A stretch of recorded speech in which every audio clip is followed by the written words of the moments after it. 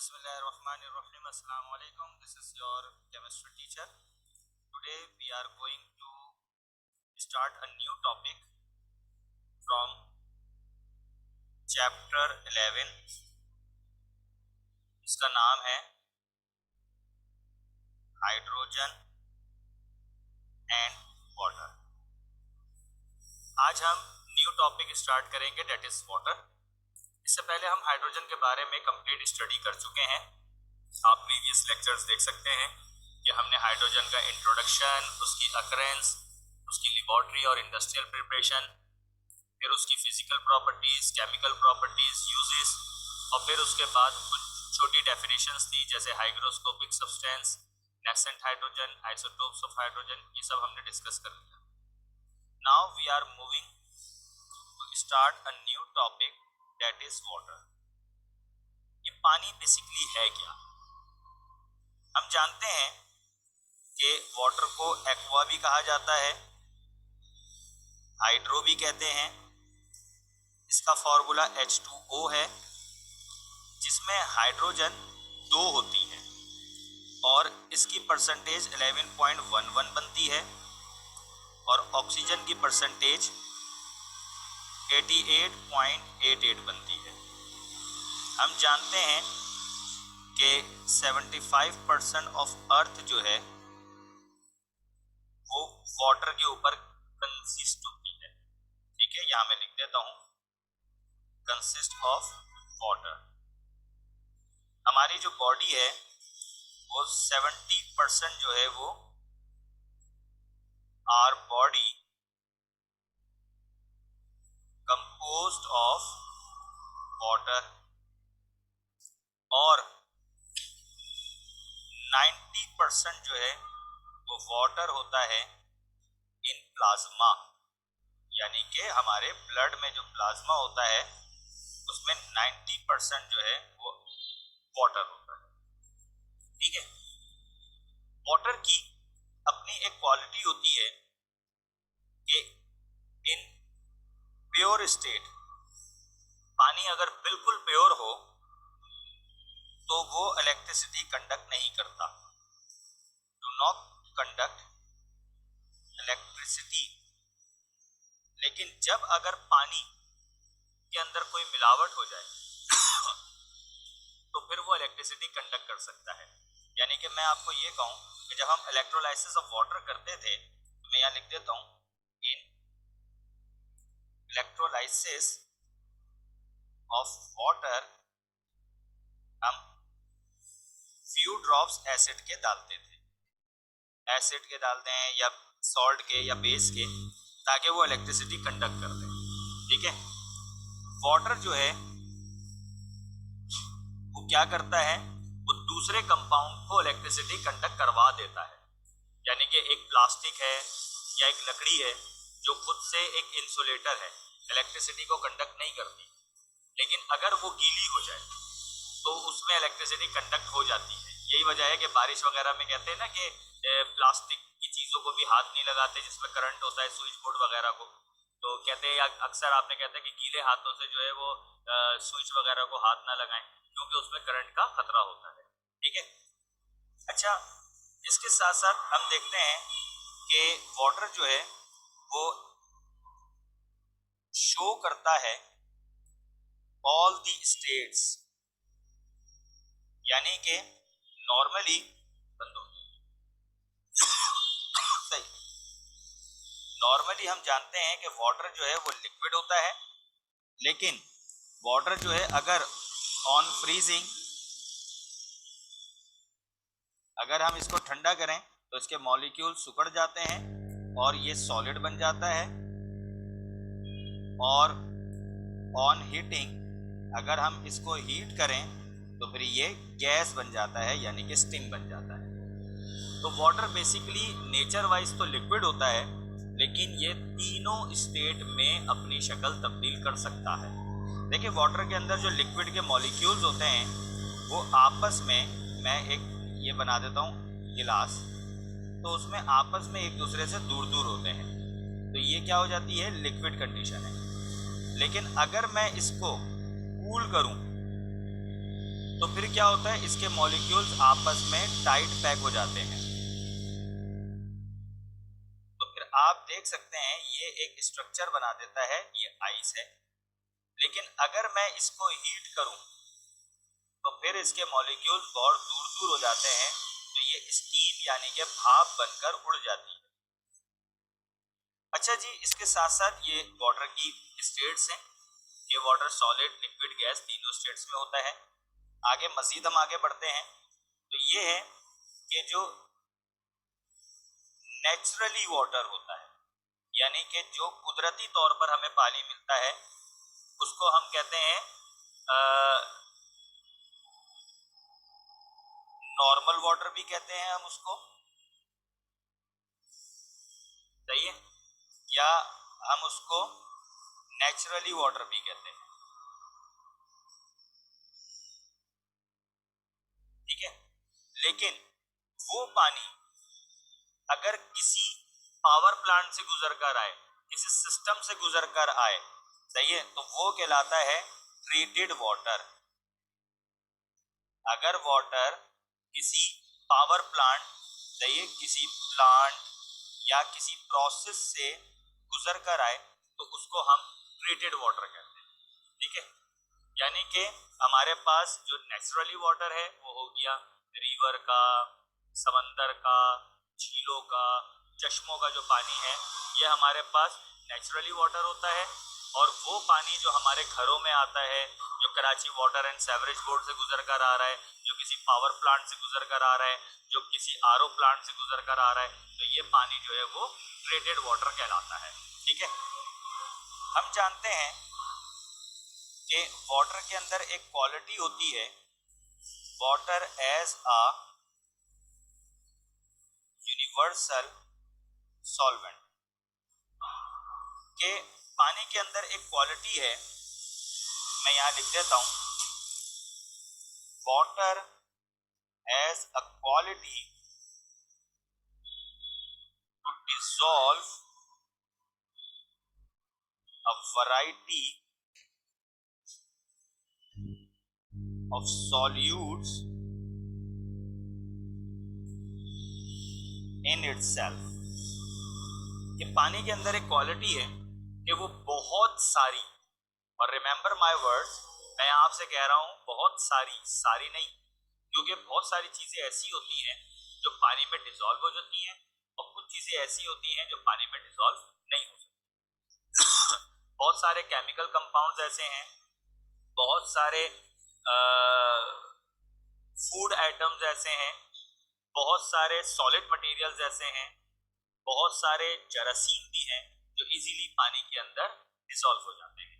यानी कि पानी इन सारी चीजों को कैरी कर सकता है। यही वजह है कि पानी एक यूनिवर्सल सॉल्वेंट है, ठीक है। और सॉल्वेंट क्यों है? क्योंकि पानी इनको डिसॉल्व करता है।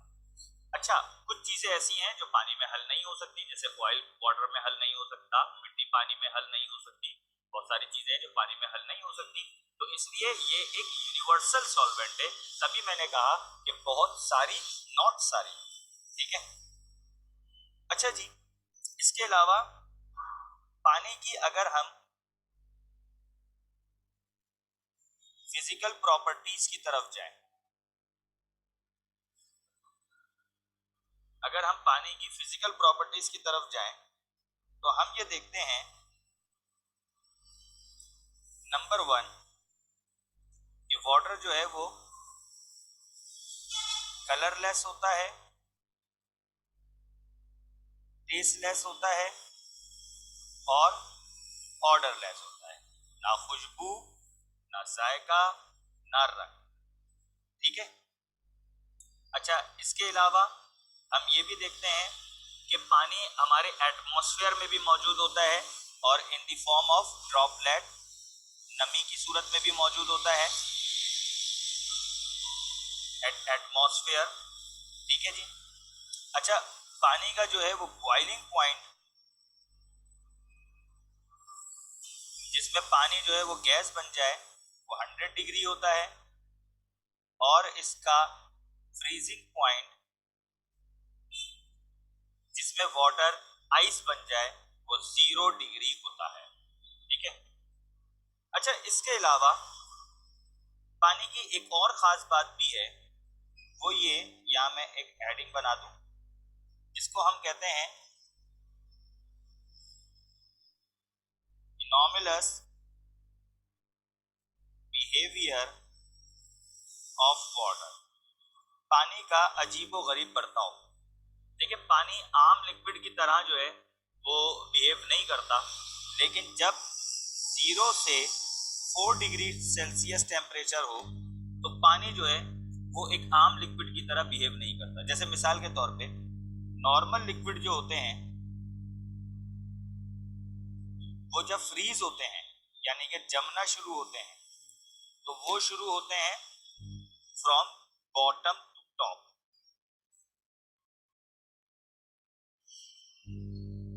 यानी कि वो नीचे से ऊपर की तरफ। मिसाल के तौर पे अगर कोई नॉर्मल लिक्विड है तो वो नीचे से फ्रीज होना शुरू होगा ऊपर की तरफ, लेकिन जो वाटर है वो फ्रीज होता है फ्रॉम टॉप टू बॉटम। यही वजह है कि आप देखें, जब आप पानी को जमाने के लिए फ्रीज में रखते हैं तो आफ्टर सम टाइम आप देखते हैं उसके ऊपर एक बर्फ की लेयर जम जाती है, लेकिन नीचे पानी होता है। इसी तरीके से जो कोल्ड रीजन होते हैं उसमें आप देखें, जो दरिया होते हैं या झीलें होती हैं, तो जब बहुत ज्यादा सर्दी पड़ती है तो उसकी ऊपरी लेयर जो है वो जम जाती है, बर्फ बन जाती है। लोग उस पर चलते भी हैं, लोग उस पर सैर भी करते हैं, तफरी भी करते हैं, ठीक है। तो पानी जब जमना शुरू होता है तो वो टॉप से बॉटम की तरफ जमना होता है, और नॉर्मल लिक्विड जो है वो बॉटम से टॉप की तरफ। यही वजह है कि पानी जितना डीपने जाएंगे आप, पानी का अपना नॉर्मल टेम्परेचर होता है। यही वजह ये है कि जो समंदर है, सही है, तो यहाँ पर जो है वो आइस आ जाएगी, ऊपरी सतह पर आइस जम जाएगी, लेकिन नीचे जो है वो पानी होगा, ठीक है। और जो फिशेस होती हैं वो फिर, ये देखें, ये जो जितनी भी फिशेस हैं ये सारी डेप्थ में रहती है, ठीक है, क्योंकि डेप्थ में जो है वो आपका नॉर्मल टेम्परेचर हो जाता है, ठीक है। तो पानी नीचे जितनी डेप्थ में जाएंगे उसका टेम्परेचर नॉर्मल होता है, क्योंकि वो ऊपर से फ्रीज होना शुरू होता है, ठीक है जी। अच्छा, पानी जो है स्ट्रक्चर ऑफ आइस में अगर हम देखें तो जो वाटर होता है ये दूसरे वाटर मॉलिक्यूल के हाइड्रोजन के साथ जुड़ा होता है by a bonding called hydrogen bonding. अब ये हाइड्रोजन बॉन्डिंग क्या है, जरा इसको भी हम देख लेते हैं। स्ट्रक्चर ऑफ आइस, देखें, ये एक ऑक्सीजन है और इसके साथ दो हाइड्रोजन जुड़े हुए हैं। ये एक ऑक्सीजन है, इसके साथ दो हाइड्रोजन जुड़े हुए हैं। ये एक ऑक्सीजन है, इसके साथ दो हाइड्रोजन जुड़े हुए हैं। तो हम ये देखते हैं ये तो वाटर मॉलिक्यूल हो गए, लेकिन अगर वाटर मॉलिक्यूल आपस में जुड़ रहे हैं यानी कि आपस में एक दूसरे के करीब आ रहे हैं, बर्फ बनने जा रहे हैं, तो फिर क्या होगा कि ये हाइड्रोजन दूसरे के ऑक्सीजन के साथ जो है वो एक टेम्पररी बॉन्डिंग बनाता है। टेम्पररी बॉन्डिंग ये एक वीक बॉन्डिंग होती है जो आसानी से टूट भी जाती है, सही है, और इसको हम कहते हैं हाइड्रोजन बॉन्ड, सही है। इसलिए हम कहते हैं कि hydrogen bond is denoted by dotted lines, ये डॉटेड लाइन से डिनोट होता है, ठीक है जी। मजीद हम आगे बढ़ें तो हम ये देखते हैं chemical properties of hydrogen, water sorry, chemical properties of water. Water की केमिकल प्रॉपर्टीज यानी कि वाटर किसी दूसरे एलिमेंट या कंपाउंड के साथ मिलकर क्या बनाता है। नंबर वन, अगर ये रिएक्ट करेगा मेटल्स के साथ, सही है, फॉर एग्जाम्पल हम वाटर को रिएक्ट करवा रहे हैं, कोई मेटल ले लें आप, जैसे सोडियम मेटल के साथ, तो नतीजा क्या होगा कि सोडियम इसके वाटर के OH के साथ मिलकर NaOH बनाएगा। याद रखिएगा कि वाटर का जो फॉर्मूला होता है H2O, इसको हम लिखते इस तरह है कि इसमें एक H प्लस होता है और एक OH माइनस होता है। यही वजह है वाटर की कि वाटर एक एम्फोटेरिक कंपाउंड है। एम्फोटेरिक कंपाउंड जो एसिड और बेस दोनों की क्वालिटीज रखता है, लेकिन चूंकि इसका pH 7 होता है तो ये खुद से न्यूट्रल है, यानी कि पानी ना एसिड है ना बेस है, लेकिन दोनों की क्वालिटीज रखता है। आप अंदाजा लगाएं कि एसिड कितना खतरनाक कंपाउंड है कि बॉडी को जला तक देता है, sulphuric acid, like nitric acid, like hydrochloric acid. लेकिन जब कभी भी ये एसिड पानी में डिसॉल्व होते हैं तो फिर ये एसिड डाइल्यूट हो जाते हैं और फिर ये बॉडी को नुकसान नहीं पहुंचा सकते। इसका मतलब ये है कि पानी एसिड से ज्यादा खतरनाक है भाई, जो एसिड की डेंजरसपन को खत्म कर रहा है। क्यों? क्योंकि वाटर जब एसिड के सामने आता है तो अपने आप को बेस बना लेता है, और जब बेस के सामने आता है तो अपने आप को एसिड बना देता है। तो इसलिए जो है वो वाटर, उसके अंदर दोनों क्वालिटीज मौजूद हैं। H प्लस क्वालिटी ये एसिड की है और OH क्वालिटी ये बेस की पानी के अंदर मौजूद है। लेकिन खुद से पानी ना एसिड है ना बेस है, ये एक न्यूट्रल कंपाउंड है और इसका pH 7 होता है। लेकिन चूंकि ये दोनों के साथ रिएक्ट कर सकता है, एसिड के साथ भी बेस के साथ भी, इसलिए हम इसको कहते हैं ये एक एम्फोटेरिक कंपाउंड है।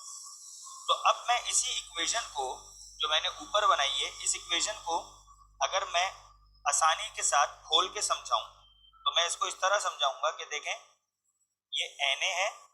अब वाटर को मैं जरा खोल के रखता हूं, H प्लस और OH माइनस।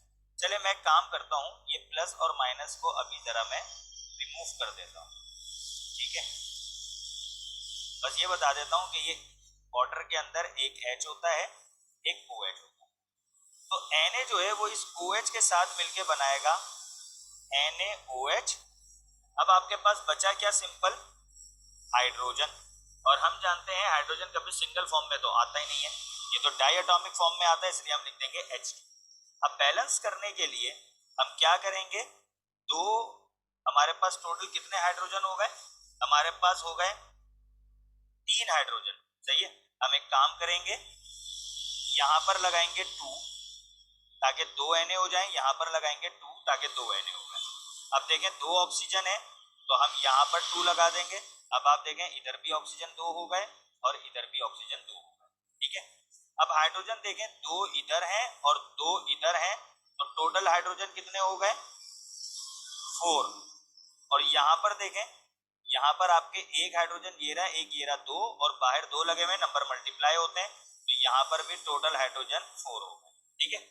लेकिन जिस तरह मैंने ये वाली इक्वेशन लिखी है, आपने इस तरह नहीं लिखनी, आपने इस तरह लिखनी है जैसे कि यहाँ है। ये तो नीचे वाली इक्वेशन मैंने समझाने के लिए लिखी है। आप सिंपल लिखेंगे कि सोडियम जब वाटर के साथ रिएक्ट होता है तो NaOH बनाता है। वो कैसे बनाता है वो मैंने आपको नीचे वाली इक्वेशन में बता दिया। और H2 बनाता है, और H2 कैसे आता है मैंने आपको बता दिया, सिंगल हालत में होता ही नहीं है, डायटोमिक हालत में होता है। अब हम इसको बैलेंस कर देंगे, 2 Na इधर, 2 Na इधर, यहाँ 2 लगा देंगे, 4 हाइड्रोजन। तो इधर आप देखें 2 और इधर 2, सॉरी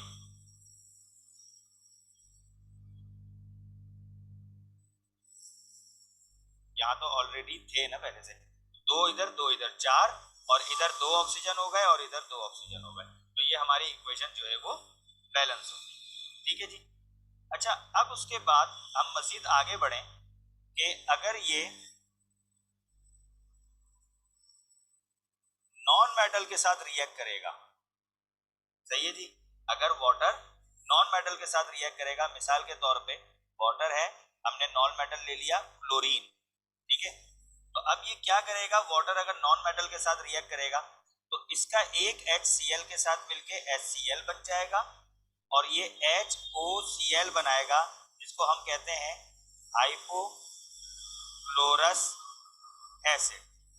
फिर ये जो हाइपोक्लोरस एसिड है, ठीक है जी, ये मजीद टूटकर HCl बनाता है और हमें नेसेंट ऑक्सीजन हासिल हो जाती है, यानी कि एक एटॉमिक ऑक्सीजन हमें हासिल हो जाती है, ठीक है। अगर वाटर जो है कार्बन के साथ रिएक्ट करेगा, यानी कि H2O रिएक्ट विद कार्बन, तो ये 1000 डिग्री के ऊपर वाटर गैस बना देगा, जो हमने इससे पहले इंडस्ट्रियल प्रिपरेशन ऑफ हाइड्रोजन में हमने पढ़ा था। ठीक है, तो वाटर गैस भी बन जाएगा, जो हमने कोक स्टीम प्रोसेस पढ़ा था ना, ये वही वाला प्रोसेस। ठीक है जी। अगर ये कैल्शियम ऑक्साइड के साथ मिलता है, ठीक है, यानी कि CaO के साथ अगर वाटर मिल जाएगा, तो ये स्लैक लाइम चूने का पानी बना देगा, जिसको कैल्शियम हाइड्रो ऑक्साइड कहते हैं। ठीक है जी। तो ये हमारे पास वाटर की केमिकल प्रॉपर्टीज हो गई। ठीक है, अब इसके बाद एक और शॉर्ट टॉपिक आता है, वाटर ऑफ क्रिस्टलाइजेशन किसे कहते हैं। ठीक है,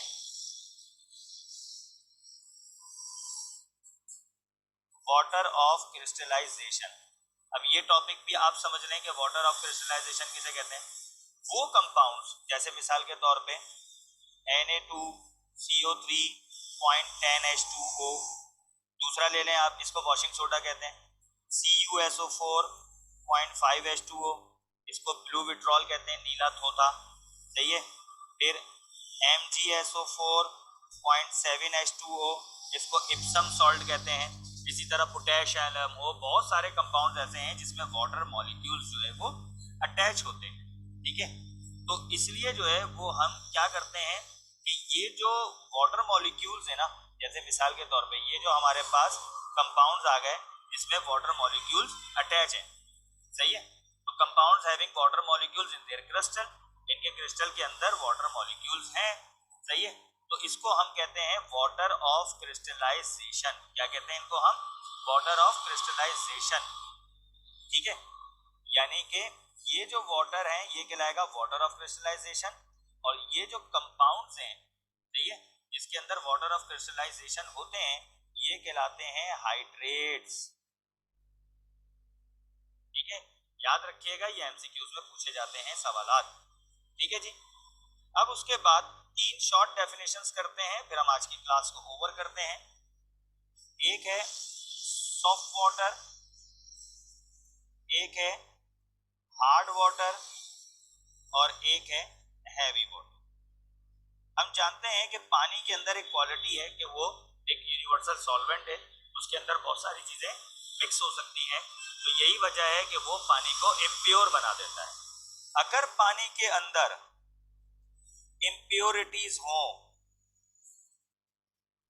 ठीक है, लेकिन स्मॉल क्वांटिटी में, ठीक है, तो वो कहलाएगा सॉफ्ट वाटर। और सॉफ्ट वाटर की एक क्वालिटी होती है कि इट गिव्स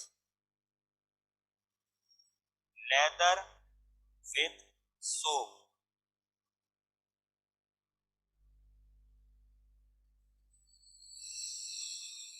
ये जो है वो पानी में झाग दे देता है। ठीक है, जो हमारे घरों में टैप वाटर होता है वो सॉफ्ट वाटर होता है, क्योंकि उसमें इम्प्योरिटीज होती हैं लेकिन कम, और यही वजह है कि वो साबुन में झाग दे देता है। लेकिन अगर इम्प्योरिटीज हो लार्ज क्वांटिटी में, तो वो कहलाएगा हार्ड वाटर। और hard water it does not give leather with soap, और ये साबुन में झाग नहीं देता। अक्सर बास घरों के अंदर बहुत ही ज्यादा खारा पानी आता है, तो वहां अक्सर यही शिकायत सुनने में आती है कि वहां पर साबुन में झाग नहीं बन पाते, जिसकी वजह से कपड़े प्रॉपर नहीं धुल पाते। अच्छा, हैवी वाटर किसे कहते हैं? जिसमें second isotopes of hydrogen use होता है, जिसका नाम है ड्यूटीरियम। यानी कि नॉर्मल वाटर का फॉर्मूला H2O होता है, लेकिन हैवी वाटर का फॉर्मूला होता है D2O। वैसे यहाँ D से मुराद हाइड्रोजन ही है, लेकिन हम लिखने के लिए D2O लिखते हैं ताकि समझ में आए। अब देखिए, नॉर्मल वाटर में हाइड्रोजन का मास होता है 1, चूंकि 2 हैं तो हाइड्रोजन का टोटल मास बनता है 2, ऑक्सीजन 1 है और ऑक्सीजन का मास 16 होता है, तो नॉर्मल वाटर का जो मोलर मॉलिक्यूलर मास निकलता है वो है 18 mu। लेकिन हैवी वाटर में डी का जो मास होता है वो 2 होता है, और चूंकि 2 है ड्यूटेरियम तो इसलिए हम इसको 2 से मल्टीप्लाई कर देंगे, तो ये हो जाता है 4।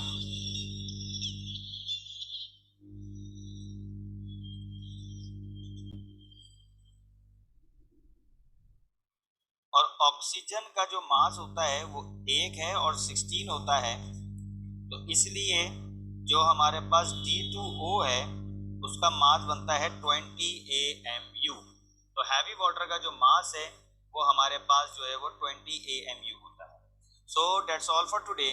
अब हम नेक्स्ट क्लास के अंदर जो पानी की हार्डनेस होती है कि उसमें मिलावट के ऊपर वो पानी जो इम्प्योर होता है वो कितने किस्म का होता है, that is temporary and permanent hard water, और उसको हम कैसे रिमूव करते हैं ये हम इंशाल्लाह नेक्स्ट क्लास में पढ़ेंगे। ओके स्टूडेंट, तो कोई क्वायरीज हो, कोई सवाल हो तो आफ्टर द स्टॉप शेयरिंग फिर आप मुझे बता दें।